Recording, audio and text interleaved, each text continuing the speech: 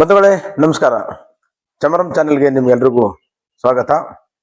ಇತ್ತೀಚೆಗೆ ಮೈಸೂರಿನಲ್ಲಿ ರಾಷ್ಟ್ರೀಯ ನಾಟಕೋತ್ಸವ ಬಹುರೂಪಿ ನಡೆಯಿತು.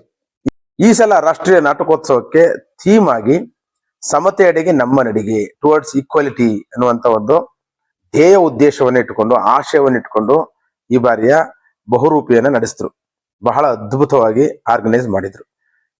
ಈ ಬಹುರೂಪಿಯಲ್ಲಿ ಪ್ರದರ್ಶನಗೊಂಡಂತ ಭಾರತದ ಎಲ್ಲಾ ಭಾಷೆಯ ನಾಟಕಗಳು, ಜಾನಪದ ಗೀತೆಗಳಿರ್ಬೋದು, ಅಥವಾ ಕ್ರಾಂತಿ ಗೀತೆಗಳಿರ್ಬೋದು, ಅಥವಾ ಚಲನಚಿತ್ರೋತ್ಸವ, ಈ ರಂಗೋತ್ಸವದ ಪ್ರಯುಕ್ತ ನಡೆಯುವಂತ ಚಲನಚಿತ್ರೋತ್ಸವ ಇರ್ಬೋದು, ಈ ಎಲ್ಲಾ ಕಡೆ ಅಂಬೇಡ್ಕರ್ ಅವರ ಬಹುತ್ವದ ಆಶಯ ಮತ್ತು ಸಮಾನತೆಯ ಆಶಯವೇ ಬಿಂಬಿತ ಆಯ್ತು. ನಿಜವಾಗ್ಲೂ ಅಂತ ಒಂದು ಅದ್ಭುತವಾದ ಧ್ಯೇಯವನ್ನ ರಂಗಾಯಣದಲ್ಲಿ ಮಾಡಿ ತೋರಿಸಿದ್ರು. ಈ ಸರಿ ಮೈಸೂರಿನ ರಂಗಾಯಣದಲ್ಲಿ ಬಹಳ ಜನಪ್ರಿಯ ಆಯ್ತು ಮತ್ತು ತುಂಬಾ ಅದ್ಭುತವಾಗಿ ಇಡೀ ಒಂದು ರಂಗಾಯಣದ ಕಲಾಮಂದಿರದ ಆವರಣವನ್ನ ಅಂಬೇಡ್ಕರ್ ಅವರ ಸಮಾನತೆ ಆಶಯದ ಮೇಲೆ ರೂಪಿಸಿದ್ರು ಅಂತಕ್ಕಂಥದ್ದು ಬಹಳ ಆಕರ್ಷಣೀಯವಾದದ್ದು. ಎಲ್ಲರ ಜನ ಮನವನ್ನ ಸೂರೆಗೊಂಡಂತ ಕಾರ್ಯಕ್ರಮ ಇದು.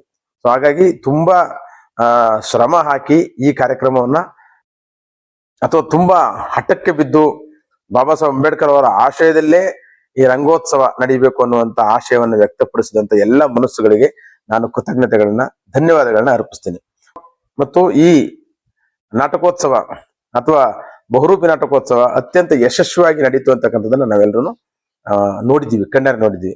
ಇದಕ್ಕೆ ಕಾರಣಕರ್ತರಾದವರು ಬಹುಮುಖ್ಯವಾಗಿ ಜಿಲ್ಲಾ ಉಸ್ತುವಾರಿ ಸಚಿವರಾದಂಥ ಮಾದೇವಪ್ಪನವರು ಇರ್ಬೋದು, ಮತ್ತು ಅದಕ್ಕಿಂತ ಮುಖ್ಯವಾಗಿ ರಂಗಾಯಣದ ನಿರ್ದೇಶಕರಾದಂಥ ಸತೀಶ್ ತಿಪಟೂರು, ಇವರು ಬಹಳ ಆಸ್ಥೆ ವಹಿಸಿ ಅನೇಕರ ವಿರೋಧಗಳ ನಡುವೆಯೂ ಬಾಬಾ ಸಾಹೇಬ್ ಅಂಬೇಡ್ಕರ್ ಅವರ ಆಶಯವನ್ನೇ ಈ ಒಂದು ರಂಗಾಯಣದ ಬಹುರೂಪಿ ನಾಟಕೋತ್ಸವದಲ್ಲಿ ಮಾಡಬೇಕು ಅಂತ ಹೊರಟರು. ಮತ್ತು ಈಗ ಬಹುರೂಪಿಗೆ ಕೂಡ 25 ವರ್ಷ, ಅಂದ್ರೆ ಬೆಳ್ಳಿ ಮಹೋತ್ಸವದಲ್ಲಿ ಬಾಬಾ ಸಾಹೇಬ್ ಅಂಬೇಡ್ಕರ್ ಅವರ ಈ ಒಂದು ಕಲ್ಪನೆಯನ್ನು ಇಟ್ಟುಕೊಂಡು ಸಮತೆಯೆಡೆಗೆ ನಮ್ಮ ನಡಿಗೆ ಅನ್ನುವಂತ ಈ ರಂಗೋತ್ಸವ ಅತ್ಯಂತ ಜನಪ್ರಿಯವಾಯಿತು ಮತ್ತು ತುಂಬಾ ಜನರನ್ನ ಆಕರ್ಷಿಸಿತು. ಮತ್ತು ಅನೇಕರು ಎಲ್ಲಾ ಕಡೆಯಿಂದ ಬಂದು, ನಾಡಿನ ವಿವಿಧ ಭಾಗಗಳಿಂದ ಬಂದು ಇಲ್ಲಿನ ನಾಟಕಗಳನ್ನ ವೀಕ್ಷಣೆ ಮಾಡಿದ್ರು, ಚಲನಚಿತ್ರಗಳನ್ನ ವೀಕ್ಷಣೆ ಮಾಡಿದ್ರು, ಮತ್ತು ಬೇರೆ ಬೇರೆ ಸಂಗೀತ ಪ್ರಕಾರಗಳಲ್ಲೂ ಕೂಡ ಬಾಬಾ ಸಾಹೇಬ್ ಅಂಬೇಡ್ಕರ್ ಅವರ ಆಶಯವೇ ತುಂಬಿ ತೊಳಕ್ತು ಅಂತಕ್ಕಂಥದ್ದು ನಾವೆಲ್ಲರೂ ಕಣ್ಣಾರೆ ಕಂಡು ಮನಸಾರೆ ಆಸ್ವಾದಿಸಿದಂತ ವಿಚಾರ ಇದು. ಅದರಲ್ಲೂ ಕೊನೆಯಲ್ಲಿ ನಡೆದಂತ ಗಿನ್ನಿ ಮಾಹಿ, ಪಂಜಾಬಿನ ಅದ್ಭುತ ಗಾಯಕಿ ಗಿನ್ನಿ ಮಾಹಿ ಅವರ ಅದ್ಭುತ ಹಾಡುಗಾರಿಕೆ ಮುಖಾಂತರ ಈ ಕಾರ್ಯಕ್ರಮವನ್ನ ಸಮಾಪ್ತಿಗೊಳಿಸಲಾಯಿತು. ನಿಜವಾಗ್ಲೂ ಮನ ತುಂಬಿಕೊಂಡಂತ ಕಾರ್ಯಕ್ರಮ ಇದು. ಎಲ್ಲಾ ಕುಟುಂಬ ಸಮೇತರಾಗಿ ಬಂದಿದ್ರು ಮತ್ತು ಎಲ್ಲ ಸಂಘಟಕರು ಕೂಡ ತಮ್ಮೆಲ್ಲರ ಬಿಡುವು ಮಾಡ್ಕೊಂಡು ಬಂದು ಒಂದು ವಾರಗಟ್ಟಲೆ ನಡೆದಂತ ಈ ಕಾರ್ಯಕ್ರಮವನ್ನ ಅತ್ಯಂತ ಪ್ರೀತಿಯಿಂದ ಬರಮಾಡ್ಕೊಂಡು ತುಂಬಿದ ಗೃಹದಿಂದ ಎಲ್ಲಾ ನಾಟಕಗಳನ್ನ ವೀಕ್ಷಣೆ ಮಾಡಿದ್ರು. ಇಲ್ಲಿ ಬೇರೆ ಬೇರೆ ಭಾಷೆಯ ನಾಟಕಗಳು, ಮಲಯಾಳಂ ನಾಟಕ ಇರ್ಬೋದು, ತಮಿಳ್ ನಾಟಕ ಇರ್ಬೋದು, ಪಂಜಾಬಿ ನಾಟಕ ಇರ್ಬೋದು, ಅಥವಾ ಹಿಂದಿ ನಾಟಕಗಳು, ಕನ್ನಡ ನಾಟಕಗಳು, ರೆಪರ್ಟರಿ ನಾಟಕಗಳು, ಅಥವಾ ಕಂಪನಿ ನಾಟಕಗಳು, ಎಲ್ಲಾ ನಾಟಕಗಳು ಕೂಡ ಮನಸೂರೆಗೊಂಡಂತ ನಾಟಕಗಳಾಗಿ ಎಲ್ಲ ಜನರ ಮೆಚ್ಚುಗೆಗಳನ್ನ ಗಳಿಸಿದವೆ. ಮತ್ತು ಈ ಎಲ್ಲ ನಾಟಕಗಳ ಆಶಯ ಬಾಬಾ ಸಾಹೇಬ್ ಅಂಬೇಡ್ಕರ್ ಅವರ ಸಮತೆಯ ಕಡೆಗೆ ನಡೆಯುವಂತ ಆಶಯ ಆಗಿತ್ತು, ಮತ್ತು ಸಂವಿಧಾನದ ಪರವಾದಂತ ಆಶಯ ಆಗಿತ್ತು, ಮತ್ತು ಬಹುತ್ವದ ಆಶಯ ಆಗಿತ್ತು. ಇಲ್ಲಿ ಇಡೀ ಹ್ಯುಮ್ಯಾನಿಟಿಯನ್ನ ಪ್ರತಿನಿಧಿಸುವಂತ, ಮಾನವರೆಲ್ಲರೂ ಒಂದೇ ಅನ್ನೋದನ್ನ ಪ್ರತಿನಿಧಿಸುವಂತ ಬಾಬಾ ಸಾಹೇಬ್ ಅಂಬೇಡ್ಕರ್ ಅವರ ಚಿತ್ರಕಲೆಗಳು ಕೂಡ ಇಲ್ಲಿ ಸಮಾನತೆಯನ್ನೇ ಸಾರದವು. ಹಾಗಾಗಿ ಬಹಳ ಬಹಳ ಸೂಕ್ತವಾದಂತ ಸಮಯದಲ್ಲಿ ಅದ್ಭುತವಾಗಿ ಈ ಕಾರ್ಯಕ್ರಮವನ್ನು ಆರ್ಗನೈಸ್ ಮಾಡಿದಂತ ಎಲ್ಲರಿಗೂ, ವಿಶೇಷವಾಗಿ ನಾನು ಸತೀಶ್ ತಿಪಟೂರ್ ಅವರಿಗೆ, ರಂಗಾಯಣದ ನಿರ್ದೇಶಕರು, ಅವರ ಆಸ್ಥೆ ವಹಿಸ್ಕೊಂಡು ಮಾಡಿದಂಥದ್ದು ಈ ಕಾರ್ಯಕ್ರಮ. ಜೊತೆಗೆ ಮೈಸೂರು ವಿಶ್ವವಿದ್ಯಾನಿಲಯದ ಅಂಬೇಡ್ಕರ್ ಅಧ್ಯಯನ ಮತ್ತು ಸಂಶೋಧನಾ ಕೇಂದ್ರದ ಎಲ್ಲ ಬಂಧುಗಳು, ಅಥವಾ ಅಲ್ಲಿನ ಅಧ್ಯಾಪಕ ವರ್ಗ, ಅಧ್ಯಾಪಕೇತರ ವರ್ಗ, ಮತ್ತು ಅಲ್ಲಿನ ಸಂಶೋಧಕರುಗಳು ಎಲ್ಲರೂ ಒಂದು ರಂಗಾಯಣದ ಸಹಯೋಗ ಜೊತೆ ಸೇರಿ ತುಂಬಾ ಚೆನ್ನಾಗಿ ಕಾರ್ಯಕ್ರಮವನ್ನು ಆರ್ಗನೈಸ್ ಮಾಡಿದ್ರು. ಮತ್ತು ಇಲ್ಲಿ ನಡೆದಂತ ಒಂದು ಸೆಮಿನಾರ್ ಕೂಡ, ಕೊನೆಯ 2 ದಿನದಲ್ಲಿ ನಡೆದಂತ 17-18ರಲ್ಲಿ ನಡೆದಂತ ವಿಚಾರ ಸಂಕಿರಣ ಕೂಡ ಎಲ್ಲ ರಾಷ್ಟ್ರೀಯವಾದಿಗಳನ್ನ ಅಥವಾ ರಾಷ್ಟ್ರದ ಎಲ್ಲ ಚಿಂತಕರನ್ನ ಒಂದ್ ಕಡೆ ಸೇರಿಸಿ ಬಹಳ ಅರ್ಥಪೂರ್ಣವಾಗಿ ಈ ಕಾರ್ಯಕ್ರಮವನ್ನು ನಡೆಸ್ಕೊಟ್ರು. ಇದು ಬಹಳ ಖುಷಿಯಾದಂತ ವಿಚಾರ, ತುಂಬಾ ತುಂಬಾ ಖುಷಿ ಪಡುವಂತ ವಿಚಾರ. ಇವತ್ತಿನ ಈ ಕಾಲಘಟ್ಟದಲ್ಲಿ, ಇವತ್ತಿನ ಈ ದುರಿತ ಕಾಲದಲ್ಲಿ, ಮೌಢ್ಯತೆ ಕಡೆಗೆ ಹೋಗ್ತಕ್ಕಂಥ ಸಂದರ್ಭದಲ್ಲಿ, ಅಥವಾ ಕೇವಲ ಅಂಧ ಭಕ್ತಿಯಲ್ಲಿರ್ತಕ್ಕಂಥ ಸಂದರ್ಭದಲ್ಲಿ, ಅಥವಾ ಕೇವಲ ಧರ್ಮಕ್ಕೋಸ್ಕರ ನಾವು ಮನುಷ್ಯರನ್ನೇ ಬಲಿ ಕೊಡುವಂತ ಸಂದರ್ಭದಲ್ಲಿ, ಅಥವಾ ಎಷ್ಟೊಂದು ಏನೋ ಶಿಕ್ಷಣ ಸಿಕ್ಕಿದ್ದಾಗಿಯೂ ಕೂಡ ಅಸಮಾನತೆಯಿಂದ ನಾವು ಇಲ್ಲಿ ತೊಳಲ್ತಾ ಇದ್ದೀವಿ ನಮ್ಮ ಸಮಾಜ. ಸೊ ಇಂಥ ಸಂದರ್ಭದಲ್ಲಿ ಸ್ವಸ್ಥ ಸಮಾಜವನ್ನು ನಿರ್ಮಾಣ ಮಾಡೋದಕ್ಕೆ, ಆರೋಗ್ಯಕರವಾದಂತಹ ಸಮಾಜವನ್ನು ನಿರ್ಮಾಣ ಮಾಡೋದಕ್ಕೆ, ಸಮತೆಯ ಸಮಾಜವನ್ನು ನಿರ್ಮಾಣ ಮಾಡಲಿಕ್ಕೆ, ಮಮತೆಯ ಸಮಾಜವನ್ನು ನಿರ್ಮಾಣ ಮಾಡಲಿಕ್ಕೆ, ಮತ್ತು ಭಾರತದ ನಿಜವಾದ ರಾಷ್ಟ್ರ ಪ್ರೇಮಿಗಳನ್ನ ನಿರ್ಮಾಣ ಮಾಡೋದಕ್ಕೆ ಈ ಒಂದು ವಿಚಾರ ಸಂಕಿರಣ ನಿಜಕ್ಕೂ ತುಂಬಾ ತುಂಬಾ ಹೆಲ್ಪ್ ಆಗಿದೆ ಅಂತ ನಾನು ಭಾವಿಸ್ತೀನಿ. ಹಾಗಾಗಿ ಇದು ನಮ್ಗೆಲ್ರಿಗೂ ಮನಸೂರೆಗೊಂಡಂತ ಕಾರ್ಯಕ್ರಮ ಆಗಿತ್ತು. ತುಂಬಾ ಅಲಂಕೃತಗೊಳಿಸಿ ಬಾಬಾ ಸಾಹೇಬ್ ಅಂಬೇಡ್ಕರ್ ಅವರ ಬುದ್ಧನ ಎಲ್ಲ ಜೀವ ಪರ ನಿಲುವುಗಳನ್ನ, ಪ್ರಕೃತಿ ಪ್ರೇಮದ ನಿಲುವುಗಳನ್ನ ಇಲ್ಲಿ ಸಾದರಪಡಿಸ್ತು. ಸೊ ಅದು ಕಣ್ಣು ತುಂಬಿಕೊಂಡ್ವಿ ನಾವೆಲ್ಲರೂ. ಮತ್ತು ಪುಸ್ತಕ ಮಾರಾಟಗಳಿತ್ತು. ಎಲ್ಲವೂ ಬಾಬಾ ಸಾಹೇಬ್ ಅಂಬೇಡ್ಕರ್ ಅವ್ರನ್ನ ಕುರಿತಂತ ಸಮತೆಯ ಕಡೆಗೆ ನಮ್ಮೆಲ್ಲರ ನಡಿಗೆ ಎನ್ನುವ ಒಂದು ಆಲೋಚನೆಯನ್ನ ಒಂದು ಎಕ್ಸಿಕ್ಯೂಟ್ ಮಾಡಿದ್ರು ನಾಟಕಗಳ ಮುಖಾಂತರ, ಸಿನಿಮಾಗಳ ಮುಖಾಂತರ. ಬಹಳ ಸಂತೋಷ ಅಂದ್ರೆ ನನ್ನ ಸಿನಿಮಾ ಭಾರತದ ಪ್ರಜೆಗಳಾದ ನಾವು ಅನ್ನುವ ಸಿನಿಮಾ ಕೂಡ ಈ ಒಂದು ಚಿತ್ರೋತ್ಸವದಲ್ಲಿ ಆಯ್ಕೆಯಾಗಿ ಪ್ರದರ್ಶನ ಆಯ್ತು. ತುಂಬಿದ ಗೃಹದಲ್ಲಿ ಪ್ರದರ್ಶನ ಆಯ್ತು. ಚಲನಚಿತ್ರಗಳಿಗೆ ಈ ವರ್ಷ ವಿಪರೀತ ಜನಗಳು ಬಂದಿದ್ರು. ಅದು ಶ್ರೀರಂಗ ಮಂದಿರದಲ್ಲಿ ಮಾಡಿದ್ರಿಂದಾಗಿ ಚಲನಚಿತ್ರಕ್ಕೆ ತುಂಬಾ ಜನಗಳು ನಿರಾಶೆ ಆಗೋದ್ರು. ಎಷ್ಟೋ ಜನಗಳಿಗೆ ನೋಡ್ಬೇಕು ಅಂತ ಆಸೆ ಇದ್ರು, ತವಕ ಇದ್ರು ನೋಡಕ್ ಆಗ್ಲಿಲ್ಲ, ಸೀಟ್ ಸಿಕ್ಲಿಲ್ಲ, ನಿಂತ್ಕೊಳ್ಳೋಕು ಜಾಗ ಇರ್ಲಿಲ್ಲ. ಅಲ್ಲಿ ಕೇವಲ ಒಂದು 80-100 ಸೀಟ್ ಕೂತ್ಕೋಬಹುದು ಅಷ್ಟೇ.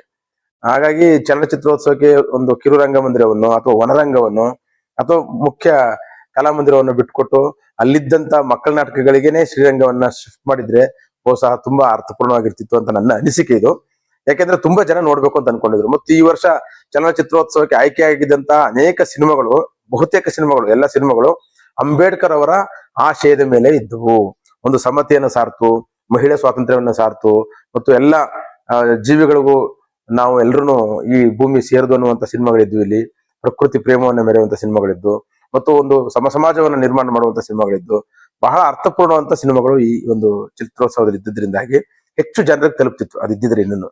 ಸೊ ಒಟ್ಟು ಇದೊಂದು ಕಲಿಕೆ ಆಗಿರ್ಬೋದು. ಹಿಂದಿನ ಬಹುರೂಪಿಗಳಲ್ಲಿ ಚಲನಚಿತ್ರಗಳಿಗೆ ಅಷ್ಟೊಂದು ಮಾನ್ಯತೆ ಸಿಗ್ತಿರ್ಲಿಲ್ಲ, ನಾನು ನೋಡಿದ್ದೀನಿ. ಹಾಗಾಗಿ ಬಹುಶಃ ಒಂದು ಚಿಕ್ಕ ರಂಗಮಂದಿರದಲ್ಲಿ ಕೊಟ್ಟಿದ್ರು ಅನ್ಸುತ್ತೆ. ಆದ್ರೆ ನಾಟಕಗಳು ಕೂಡ ಭರ್ತಿಯಾಗಿದ್ವು.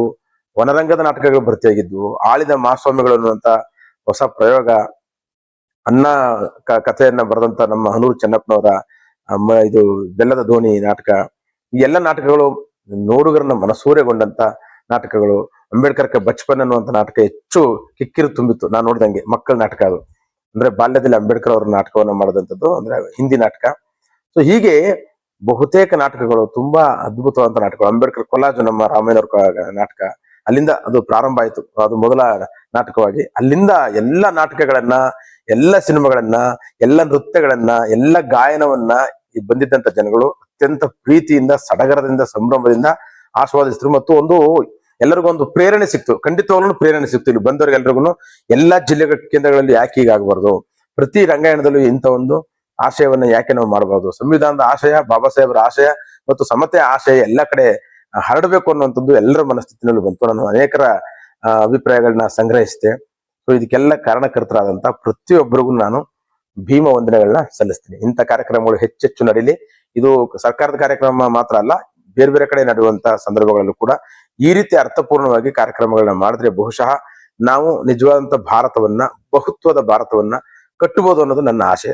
ಇಂಥ ಆಶಯದ ಕಾರ್ಯಕ್ರಮಗಳು ಎಲ್ಲೆಡೆ ಮುಳುಗ್ತಾ ಇರಲಿ. ಇವತ್ತಿನ ಈ ದಿನಮಾನದಲ್ಲಿ, ಈ ದುರಿತ ಕಾಲದಲ್ಲಿ ಕೇವಲ ಒಂದೇ ಭಾರತ, ಒಂದೇ ಜನಾಂಗ, ಒಂದೇ ಧರ್ಮ ಅನ್ನುವಂತ ಒಂದು ಫೆನೆಟಿಕ್ ಆಗಿರ್ತಕ್ಕಂಥ ಆಲೋಚನೆಗಳ ನಡುವೆ ಬಹುತ್ವದ ಭಾರತವನ್ನ ನಾವು ಕಟ್ಟಬೇಕಾಗಿದೆ. ಆ ಬಹುತ್ವದ ಭಾರತದ ಮುಖಾಂತರ ಮಾತ್ರವೇ ಭಾರತವನ್ನ ಸಶಕ್ತ ಭಾರತ ಮಾಡಬೇಕಾಗಿದೆ ಅನ್ನೋದು ನನ್ನ ಅನಿಸಿಕೆ. ಹಾಗಾಗಿ ಇಂಥ ಕಾರ್ಯಕ್ರಮಗಳು ಹೆಚ್ಚೆಚ್ಚು ನಡೀಲಿ ಅಂತ ನಾನು ನಿಮ್ಮೆಲ್ಲರಿಗೂ ಕೇಳ್ಕೊತ ಎಲ್ಲರಿಗೂ ಮತ್ತೊಮ್ಮೆ ವಂದನೆಗಳನ್ನ ಸಲ್ಲಿಸ್ತೀನಿ. ನಮಸ್ಕಾರ.